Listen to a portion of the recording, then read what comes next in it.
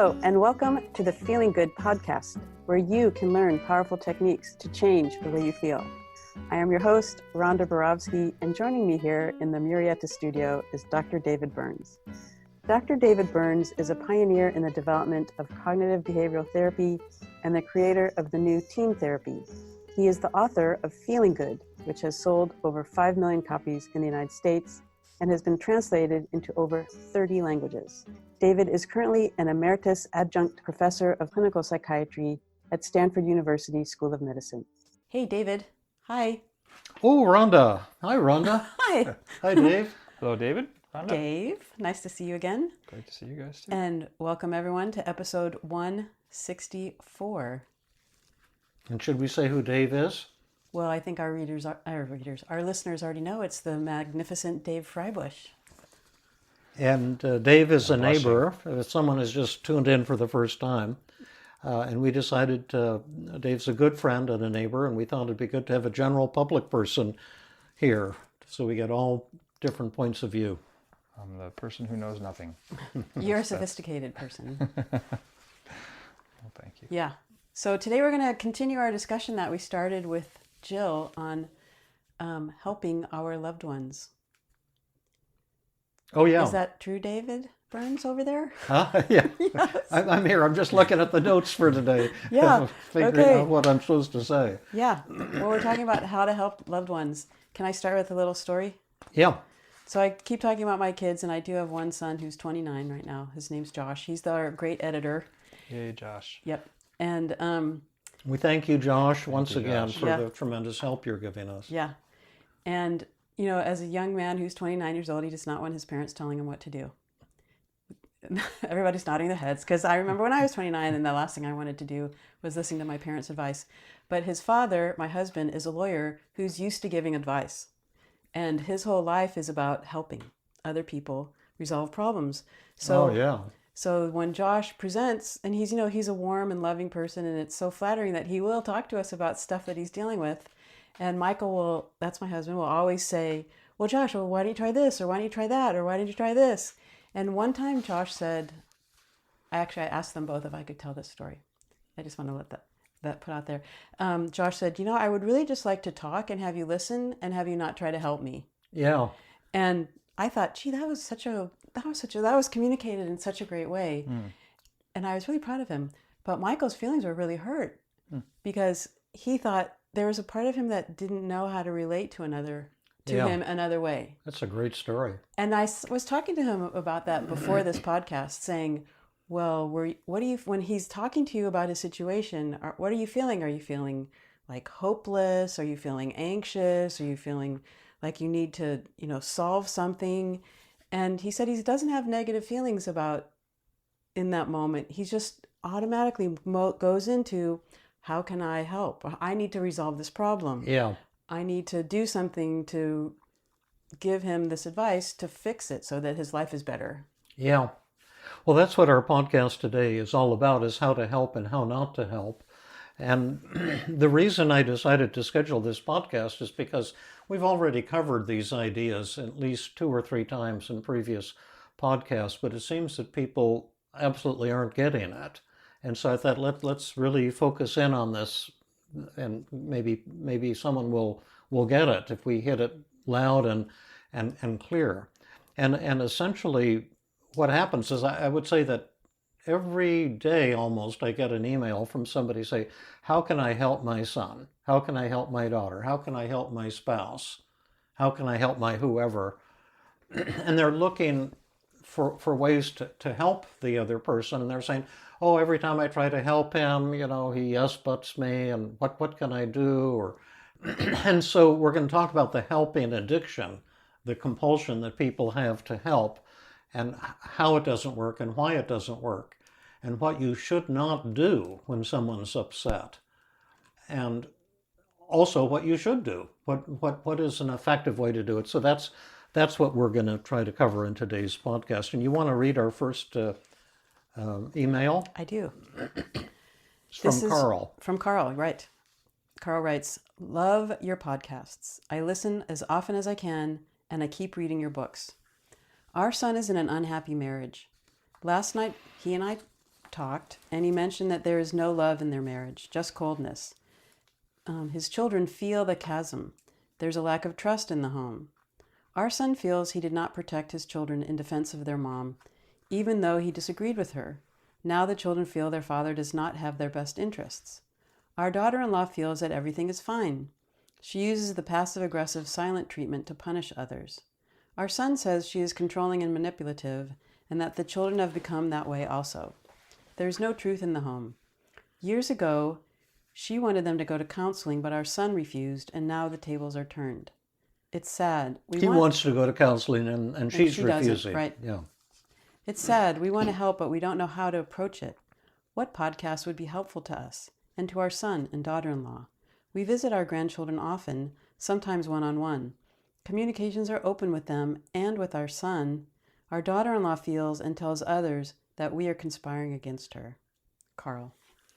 Well, you can see how overwhelmed Karl is probably feeling since his son and his daughter-in-law are in a very hostile, mistrustful, combative kind of relationship. And they're asking, how can we help our son, or how can we help her?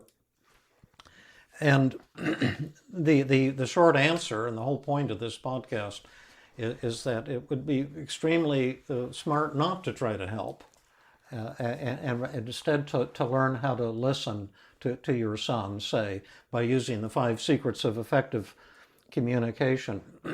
Probably some of the background on why this problem is happening so much, or maybe just human nature, but when I first wrote Feeling Good over 40 years ago, it's chock full of techniques to help you break out of a bad mood, and also to improve relationships with other people. But you identify the distortions in your distorted thoughts, like all or nothing thinking, and overgeneralization, and should statements, and self-blame, and mind reading, and more.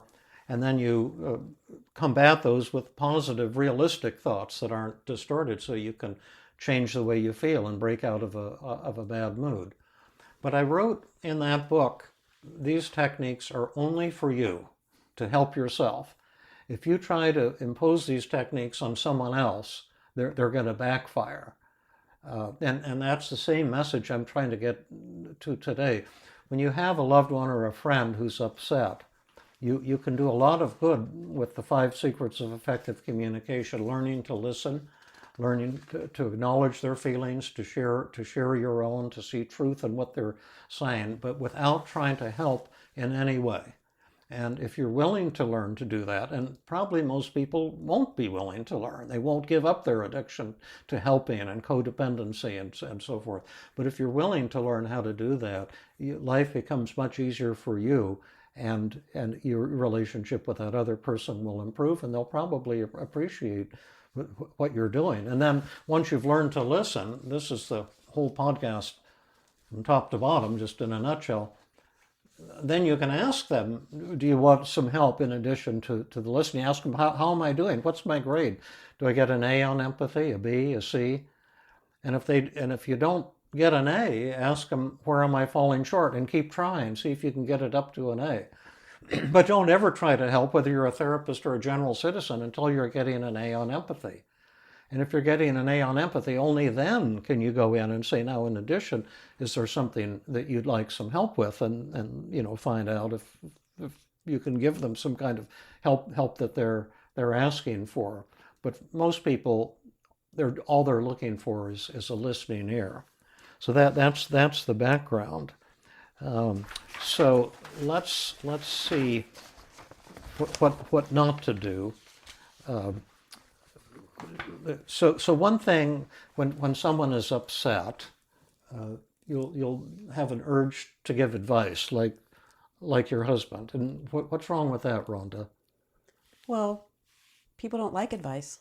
Most people want to figure things out on their own, and they feel imposed upon when people are giving them unsolicited advice. And they may not agree to it, and they might start feeling oppositional just because they want to live their own life. Right, that's a good reason. Can you guys think of any other reasons why, if someone's upset and you start giving them advice, why that's not going to usually be effective? In fact, one of the rules of psychotherapy is don't ever give advice. And I think people from almost all schools of psychotherapy would agree with that. But is there another reason not to give advice? Because it stops the person from creating their own, from going through their own process and figuring it out on their own? Well, that's all, I don't know. You can help people with the decision-making form. I mean, there's things you can do to help people figure things out. But I interrupted Dave. Dave, say something brilliant. I don't think I have anything brilliant to say, but I mean, definitely if somebody's upset and the empathy isn't there, and I start trying to problem solve, that upsetness is going to get transferred to me. And I'm going to be the one that they're upset with now, even if I had nothing to do with it. Yeah, because you're not listening. See, if I'm upset, I don't want you giving me advice. I want someone who can see the world through my eyes and understand what I'm feeling. Like Jill was here earlier, we're working on the workshop we're going to do. It'll be already done by the time this podcast comes out, but a 5 secrets workshop. And then I mentioned someone I'm upset with right now, and I'm kind of wondering if the person has an agenda to form a better relationship or to keep it acrimonious. And then she mentioned someone in her family system who actually seems like that. No matter what she does, it's not effective. And it's almost they have a hidden agenda to have a bad relationship with you for whatever reason. And by sharing that was very helpful to me, because Jill's probably the greatest communicator in the world, and if she gets frustrated and isn't effective sometimes, then maybe it's okay for me to have that problem. I want someone to care about how I'm feeling, to care about me. And when you give me advice, it gives me the idea that I'm some kind of an idiot who can't think up things on my own. Now, I might want advice at some point, but right now when I'm upset, I want some compassion. And the same goes for trying to help someone. And this is so basic, I'm not even sure our listeners are going to get it. But when you have a son or daughter who's upset, he sees his son, this fellow Karl. His son is struggling, and so you naturally want to help. It comes out of the goodness of your heart. You don't want to see your son struggling and being in an acrimonious, paranoid kind of marriage. So what's wrong with helping? Doesn't Karl's son need help? He might, but he hasn't asked for it. Yeah, but what would his son want? Empathy. Yeah. He wanted to know that his parents care about him and are and are also interested in his life. Yeah. Yeah, he wants he wants an ear. Someone he wants to know that someone's interested in his life. Yeah, but it's also possible that his son is in a bad relationship and doesn't actually know that he wants that too, though, right? I mean, I think it's possible that the son is in a bad relationship and also isn't aware that that's the case too, though, right? But I think you made a really good point before, Well, in this case, Dave. his son knows it's a bad relationship. The son knows it? Oh, yeah, okay. yeah. I mean, yeah. But I think you made a really good point, because let's say Karl is giving his son advice, and maybe he says negative things about the daughter-in-law in the process of giving advice, and then the son and the daughter-in-law work it out, and then now the son is mad at Karl, and now the daughter-in-law is going to also have animosity toward Karl. Yeah. But other things people do that don't work, they try to cheer someone up. We're going to give an example of that with an actual audio recording during a therapy session. Trying to solve the problem that the person is struggling with. Trying to get the other person to think or act more positively. Now, once again, these are do-nots, and these are things that you, the listener, do. I'm pretty sure, because almost everyone makes these errors. And it's not helpful. I used to run the inpatient groups at the Stanford Hospital. I created the daily cognitive therapy group there because it was all electroconvulsive therapy and psychopharmacology. And the nurses said, we need groups for the patients. So I created a daily hour-and-a-half cognitive therapy group. And then once I created it as part of my volunteer work, I would go in and run it once a week to see how's cognitive therapy working for these super severe inpatients. And what would often happen would be at the beginning of a group, someone would start to talk about their problems and cry. And it was very touching. Say, I feel like a worthless person, and I feel really, like maybe my life isn't worth living, and just horrible things, and start sobbing. And I was happy when that happened, because it would bring the group together, and others would then begin to say, oh, I feel that way, and would begin to cry. And you need to have that emotional vulnerability, and then you can go on later in the group to show techniques to help them. And so we had some pretty incredible groups. But every now and then, another patient would interrupt the person who was crying and say, oh, don't feel that way. You're a good person, type of thing, trying to cheer them up. And it was so irritating. I wanted to strangle that person. I mean, I don't do that in the Stanford Hospital. I sound pretty unprofessional. But I'm just saying, the psychiatrists have feelings too, because it would irritate the person who was upset. It was like telling them, I can't tolerate your negative feelings. Let's get on to something positive now. I don't think it's like telling them that. I think it is telling them that. I am afraid of your strong feelings. Stop it. Yeah.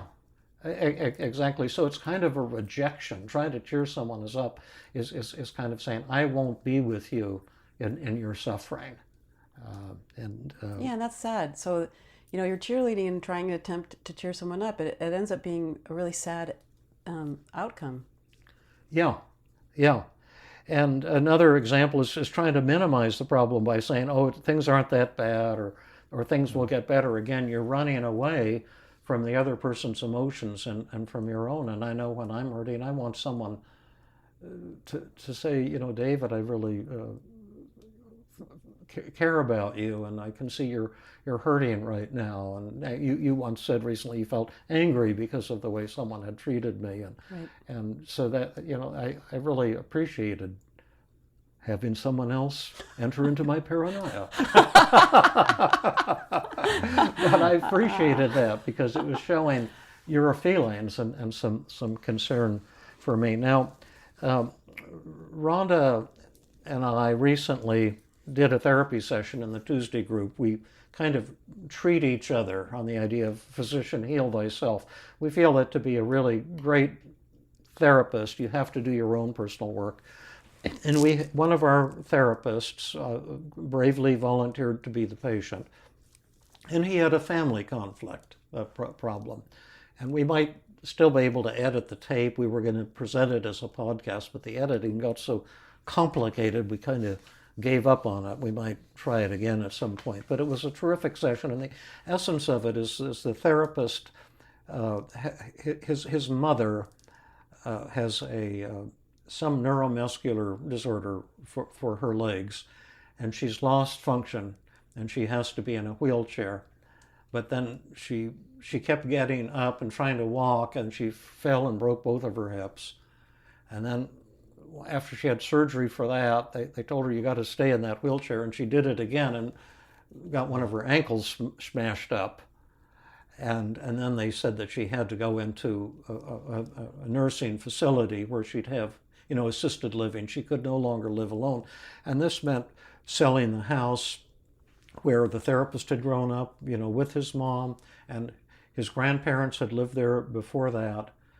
And so it was a tremendous loss to his mother, and it was a loss for the therapist and he was going to have to handle the sale of the home, and his brother wasn't helping, so he was angry with his brother, but feeling he shouldn't be angry, and so there was a lot of emotion, and he expressed himself in a really tender way.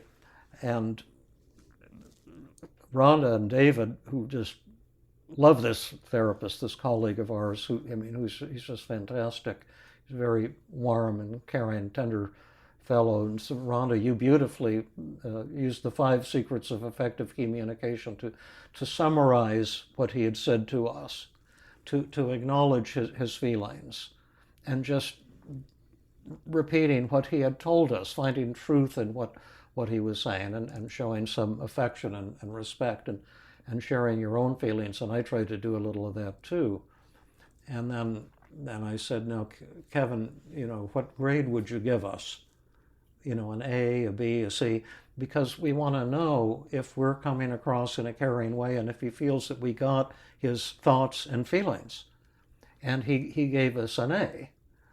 Thanks mainly to the great work that you were doing, I Rhonda. don't think so, but thank you. But you were carrying the ball there on most of the empathy. But you weren't doing much. You were just using the 5 secrets of effective communication. It was humble. You weren't interpreting what he was saying. You weren't coming up with theories. You weren't trying to cheer him up. You were just acknowledging his anger, his grief, his frustration, his sadness, the burden that he was carrying for the whole family, the hard transitions, and things like that. And then as part of the training, we went around, because that night we had, I think, 4 or 5 small groups going on simultaneously. We were treating 4 or 5 therapists in 4 or 5 different rooms. So we had about 8 in our seminar room. And so as part of the training, we asked the other people who were present to try to empathize and then get a grade. And we're going to play without naming the name of this therapist who tried to empathize then with Kevin. And we won't say her name, but should we just go ahead and play it and then ask people, how would you grade this empathy? Or sure, let's do that. And is this a good job of the 5 secrets of effective communication? Okay? Okay, great. So on the count of 1, 2, 3, we'll put this section in. I was taking notes as I was listening to you, and one thing I wrote down is that nature abhors a vacuum. So when there's a lack of leadership, and leadership is required, someone has to step up, and that person is obviously you. I so admire your courage here and your amazing amount of restraint. I have a temper myself. I would have been furious. And the amount that you've been able to hold back shows the depth of your compassion and your heart and your love, and that's going to see you through. Your problem is extremely complex. And I just have a quick question. Were you just trying to be helpful to Kevin?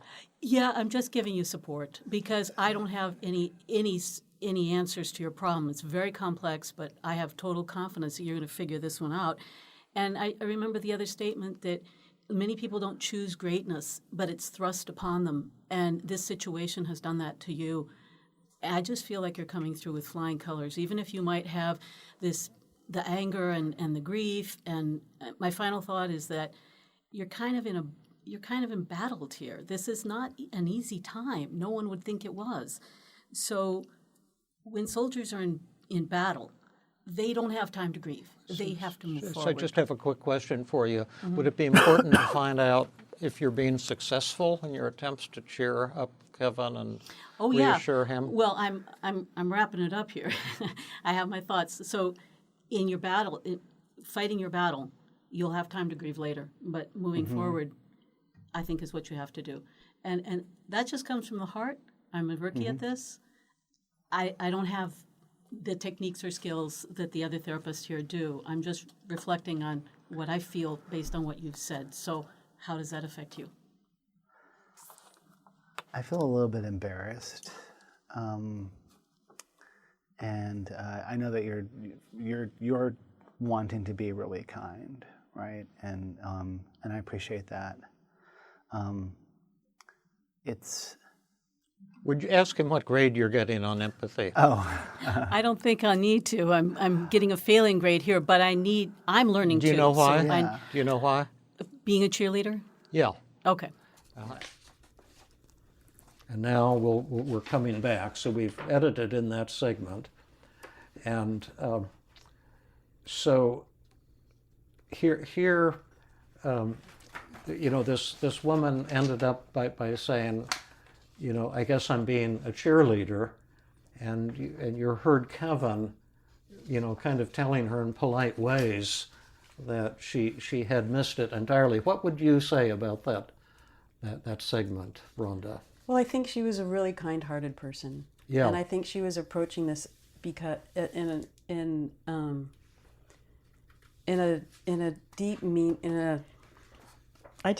was kind-hearted and she wanted Kevin to feel better.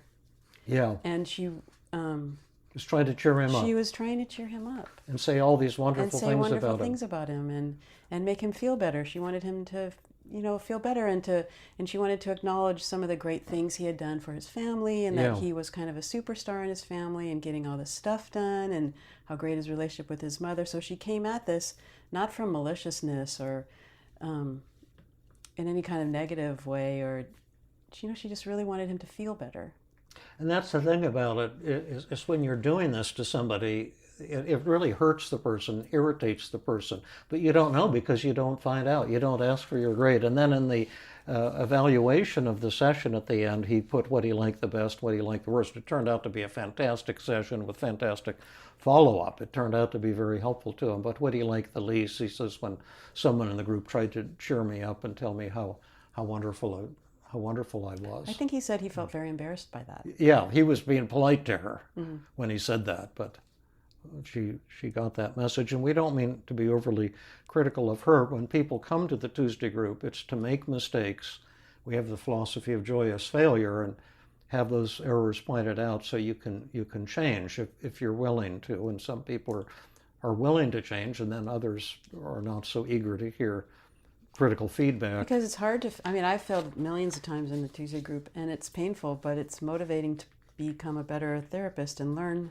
You fail all the time on the podcast. I fail all the time on the podcast. And I probably do too, but when people write in all the time saying that's why they love Rhonda and why the podcasts are so helpful, because it's real. And it's hard for all of us to learn these things, because you have to go against your basic instincts.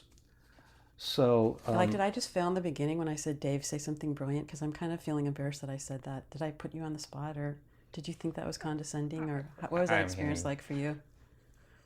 I felt a little bit on the spot, but I love you, and it's not like it was really a very minor thing. So. Okay, good. Yeah. So those of you who listen to the show notes, look at the show notes. I'm going to have a cute cartoon I picked up on the internet that about when someone tells you to cheer up. You saw it, did you? No. Yeah. It's going to go great on audio. Well, you have to go to the show notes on feelinggood.com on the Feeling Good podcast. Yeah, hopefully that'll entice people to look at the show And notes. you'll find it's fantastic. You do put so much effort in the show notes, and they're really, really interesting. So now looking at the cartoon should be enticing. Fun. Yeah. It was such a wonderful chance to be close to someone you really care about. Yeah. Without doing something to them. It's such a basic message, I hope. Well, I think what you're talking about is the basic message of why we don't give people advice, because like with Karl and his son and this example, if you're listening to someone and you're like, I have to write reports for the court where I've sat at my computer and cried because they've been so difficult, or I don't know what to say. Yeah. And to have somebody just listen to how the difficulty would make me feel so much warmth toward that person. But if they say, oh, well, why don't you say this, or why don't you do that? I'd be like, would you please shut up? Yeah, that's right. That's right. I just want to kick you in the face or something like that. Shut your trap. Shut your pie hole. But it's an avenue of actually, people think that when they're helping and giving advice, they'll get closer to the person, but that's the opposite. Yeah. When you don't give advice and you listen, that's the avenue for closeness. Now, we're going to go on to Clarissa, another fantastic example there. But first, how to help. Well, one thing you can do, I'll publish the 5 secrets of effective communication as show notes. Another reason to go and listen on the website. You'll find out what is disarming technique, thought and feeling empathy, inquiry, I feel statements, and stroking. But one thing that's so important is feeling empathy. Now, feeling empathy is you acknowledge how the other person is feeling if someone's upset. And I actually have a little acronym I go through, 9 categories of negative emotions, and I can remember the categories from the daily mood log because they're listed right there. So when I'm hiking with someone or treating someone and they're talking about, like Marilyn on the podcast a few weeks ago, and she found out she has terrible metastatic cancer all over her body. you can just say, Marilyn, I can imagine you're feeling really down or sad or depressed. Are you feeling that way? And how strong are those feelings? And the person will say, oh yeah, that's exactly how I'm feeling. You've heard me do this. And then and I can imagine you're really anxious, worried, and nervous and frightened as well. Or are you feeling that way? And then the person will generally just say, oh yeah, yeah, and tell you about that. And then, I might say, are you feeling guilty or ashamed? That's another category. And then, do you feel inadequate, worthless, defective, or inferior? That's another category. Do you feel alone or lonely or abandoned? That's another category. Do you feel humiliated or self-conscious? That's another type of emotion people will have. Do you feel discouraged or hopeless? Or do you feel stuck or defeated? Do you feel angry, annoyed, hurt, upset, irritated? And I use those words. That makes it easier for the people to talk about their feelings. And that's really half of all you have to do when someone is upset, is to make it really easy for them to share their feelings. And then you can share your own feelings in a very kindly way. Just say, I feel sad too, and how much I love you, or how much I care for you, and I feel hurt too when I see you struggling so much, because I think so much of you. And there's some stroking and some acceptance. But it's a discipline not to help, and just to acknowledge feelings and to share your own. We talk about the 5 secrets so frequently, and it's because they're called the 5 secrets of effective communication. And we talk about them frequently because they are really effective. They work. Yeah. It works. Oh, yeah. Yeah. Yeah. Absolutely. I mean, we're not just saying it because you've written a book about it. Yeah. And you're trying to sell something. I mean, yeah. They work. Yeah, and if you call in before the break, the 800 number, will get you a set of Jinsu knives, as well as my book, Feeling Good Together, which has all the answers. Actually, if you want to learn about this, if you get my book, Feeling Good Together, it's very cheap on Amazon, and I'll put a link in there. But it takes work to learn these things. It takes work to learn, but, this is a little bit off topic, but on our last podcast episode, we were talking about how the 5 secrets help in sales. Yeah. They help in business relationships. And I was telling you before this show began that my husband, who's a lawyer, went to court one day and came home and said, oh, I won my motion. And I said, well, what did you say? What did you win? I mean, how did you do it? And he said, I used the 5 secrets with the judge. Yeah, that's cool. Yeah, they're very effective for job interviews too. If you use them, you'll always be the first choice. There's slight twists as to how you use them in all these different contexts, but right.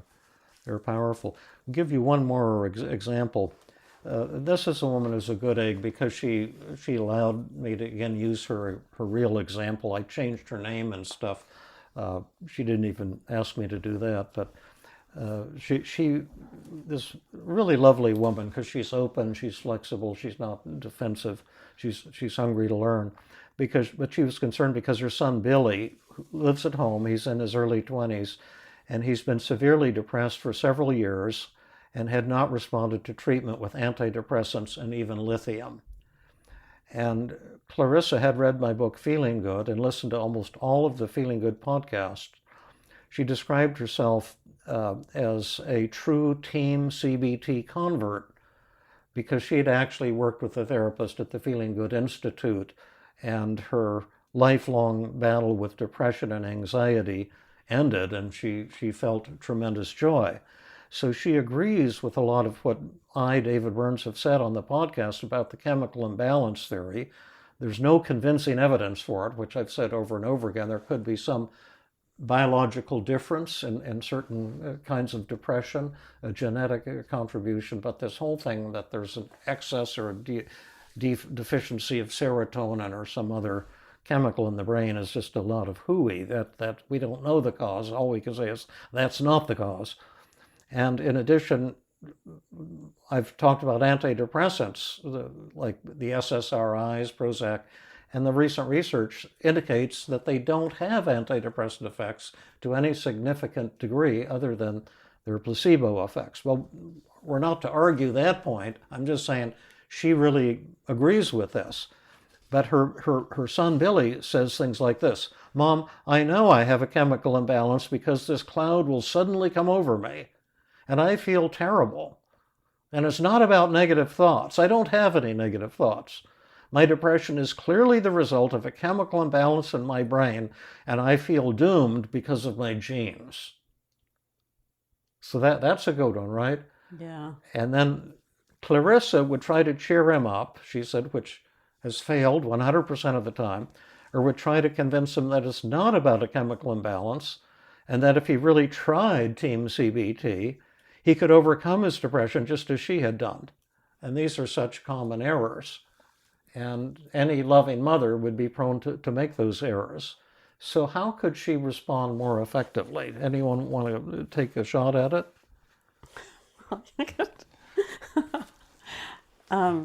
Well, she could just say things like, I'm not going to read your response. Okay. Yeah, Mom, cheating. I don't have a chemical imbalance. It comes over me like a cloud. I mean, I have a chemical imbalance. It comes over me like a cloud, and I don't have any negative thoughts. Well, So Bill, I know I'm doomed by my genes, wow. the very genes I'm wearing. Well, I feel horrible about that, Billy, because I love you so much and I want you to have a happy life. And you've lived with me, all of your life, and I have struggled with depression and anxiety, and I feel terrible that you're going through what I went through. And you just told me that you don't have negative thoughts, and it's all because of your genes. And of course, I'm your mother, so I feel responsible for your genetic makeup, or at least half of it. And I'm imagining that you're kind of feeling angry at me that you inherited these genes, and maybe you're also feeling hopeless and that there's nothing you can do, and scared about that, and sad about what you're facing in your future. And I just love you so much, and I'm feeling a little worried too that you're feeling so hopeless. And I'm wondering if I'm getting it right. Is that how you're feeling? And I can you tell me more about what's going on for you, and what your thoughts are, and what your feelings are, and what your experiences are up to now? Okay, great. Now, can we do our grading thing? Yep. I'm not, when I failed. Yeah, yes, I she failed. said, flipping, giving him the middle finger salute. So what grade did you give yourself? Well, I would have. I thought I did pretty good. I'd say a B+. What grade did you give it? I would have given you an A+, or I do give you an A+. I thought that was a really very well done. Yeah. I thought it was terrific. I would have given it an A-. It had all the elements, but there was an awful lot about you, which he doesn't care about. Oh. You were talking on and on about yourself, and I would have gone right into the stuff you did toward the end. It says, wow, Billy, what you're saying is so true. Sometimes a cloud can come over us just out of the blue, and it's like a gray curtain coming down, and everything looks and feels so terrible. And it's for sure that our hormones and chemicals can have all kinds of powerful effects on us sometimes. And I feel sad to hear you're struggling. Tell me what it's like for you when that happens. I want to hear more about how you're feeling. Maybe you're feeling hopeless or discouraged. You say you feel doomed because of your genes. Tell me what that's like. How's that? I like that better. Okay, why? I was a little narcissistic and feeling responsible and guilty. And Yeah, that's why I started talking about yeah. And he had never said anything about that. Yeah. But it's kind of but I think it's embedded in what he was saying that he is saying that, right? I mean, Yeah, it's a great pickup that Rhonda made. And you could even say, I even wonder, since I've struggled with depression, maybe you're feeling doomed by my genes or something like that, and maybe I actually even angry with me. I actually found that by talking about yourself and depression Made it stronger. because it was like, oh, it can kind of, it made it the empathy a lot clearer in a way. Yeah, I love that. So So we'll go back to A+. Okay, I think Dave's great. But but I like what you said too, that you don't want to make it about yourself. Yeah. As a pattern, as a typical response. Yeah, because see, this kid is really lonely. He may not be scoring with the ladies, if you want to put it that way, and or the guys. Or the guys, and maybe he's really alone, and he needs somebody to talk to and give him some warmth and support. That's what we're all feeling when we're hurting. We all hurt sometimes. I was hurting, just recently when I had a adverse interaction with a close, dear colleague that hurt my feelings a lot. And we all need a little TLC sometimes, and that's all this podcast is about. But as simple as the message is, for thousands of years, people haven't been getting this message, and that's why I thought if we could just spell it out, and here's what not to do, here's what to do. Hey, David, let's give people homework. Yeah. Do you want to explain in more detail about what people could do? Or do you feel like you already have done that?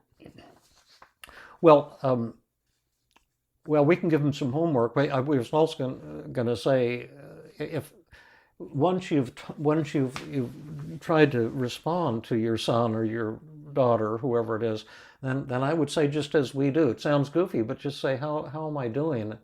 Did I get an A, a B, a C, a D? To what extent did I understand how you're feeling? To what extent did I share my own feelings? And did you feel accepted and cared about just now? And that's the only way you'll find out is if you ask them for a grade. And if they give you a B+, what does that mean? It means you failed and that you need to try again. Well, what should you do if they say, well, Mom, I guess that was a B+. What would you say? How can I make it? What did I miss? Yeah, exactly. That's all you have to do, and then they'll tell you that part, and then you paraphrase that, and then you'll get an A. Now, I would never try to help someone, and before, if you haven't gotten an A, it's a total waste of time. Well, David, can I ask you a question? Yeah. So, have you ever done this with one of your kids and listened to them and said to one of your kids, "What grade would you give me?" And if you've done that, what was their response? No, the grade thing we just came up with recently, but I have done this with my kids, and I mentioned on a podcast about a year ago that when, or longer ago, maybe the people don't remember it, but when my daughter, you see, she always said she's never going to have children and she's never going to get married. And then she lived with this guy for about 13 years, Johan, who we just love, and he wanted to get married, he wanted to have kids, and so she finally decided to get married, and all of a sudden she wanted to have a kid. But she had always been telling me, "Oh, Dad, if I have a child, then I'll be in prison for, 18 years. And like you're big in karate, she was big in Aikido. There's all these things that she loves doing to be a strong woman and independent. She's quite the athlete, and so then after the baby was born, she would say things to me like, "Oh, Dad, now I'm going to be in prison. My life is gone. I won't be able to go back to Aikido for another 18 years," and just really very negative, sad things. And then I just learned to say never tried to help her. And I just said, "Wow, Senia, what you're saying is so true. That's the disarming technique, and so sad. And you are trapped in a way, and you're giving up so much for your son. And he's lucky to have a mom like you, but all the sacrifices you're making and going to have to make, that's very real." And then she would suddenly say, "But actually, I love him a lot, and I love having a baby," and she'd perk right up. It was like magic. And we must have had that same conversation about 8 or 10 times, and every time she just brightened up.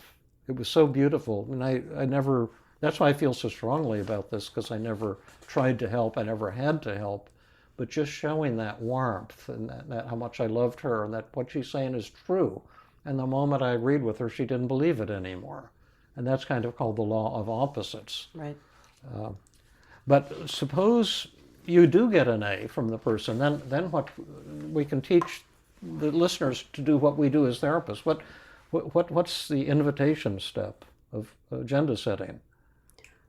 This is something the general citizens can use. Yeah. Well, once you've gotten an A for empathy, you can say, is this something that you want help with, or do you want to just talk some more and get some support? Yeah, and most of the time the people will just say, I don't need any help, but I just like talking and getting support. Yeah. And then you don't have to do anything. Right. Occasionally they'll say they do want some kind of help, like deciding which apartment should I rent or whatever the issue is, and then maybe you can give them some help with that if you have the skills to help them. But the important thing is to put them in charge, and don't try to be imposing your will on them or imposing your... Right, because once you respectfully ask, would you like some help? Would you like some advice, or do you want to just listen? Then when you give it, when they say, yeah, I want advice, then it can be freely given, and now it's a discussion instead of something being imposed. Yeah, right. And so in conclusion, we'll say that the Feeling Good podcast is all about helping people get over your depression and your troubled relationships and your anxiety. And today's home message is, don't ever try to help someone again, please.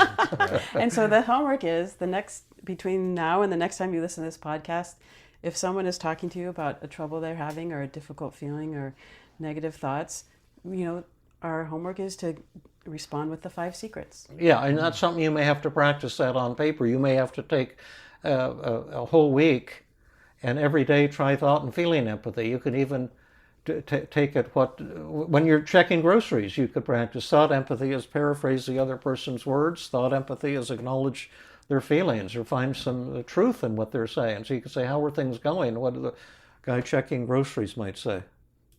I thought you were going to say the homework is find somebody you think needs help and then don't help them. Oh, yeah. Well, that's the same thing. That's Another way of saying thing, that. yeah. What might the fellow checking groceries say? I'm feeling tired.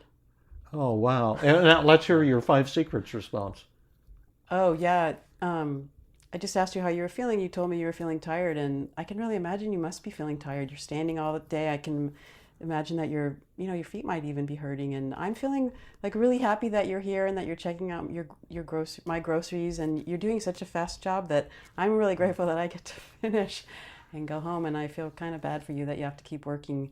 And what's this kind of conversation like for you? I'm kind of wondering. Not many customers ask you this kind of stuff, so I wonder, what's it like for you, and what are your experiences working here?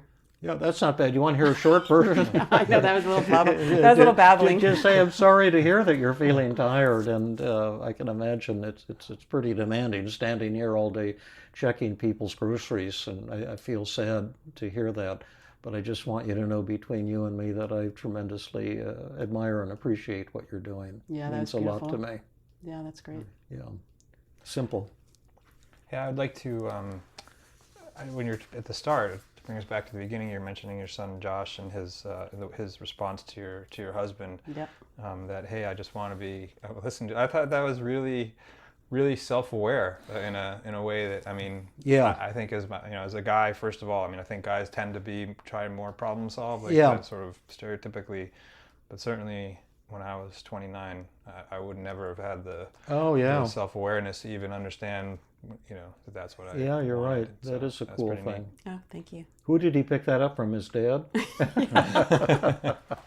from his wonderful mother, Rhonda. That's great. And did I promote my intensive already? You have not. And oh, now okay. Would be a good time to do that. Before we say goodbye, real quickly, my first intensive on the East Coast in more than 25 years is going to be November 4 to 7, 2019. And it's mainly for therapists, but general citizens have snuck in from time to time, as you did once, Dave, and made a tremendous contribution, and I think enjoyed it. And so if you're interested, it's high-speed treatment of depression and anxiety disorders. The 4-day intensive is my best teaching of the year. The 2 I did this summer, one in Canada and one in San Francisco, were just absolutely wonderful, and I hope you can join us there.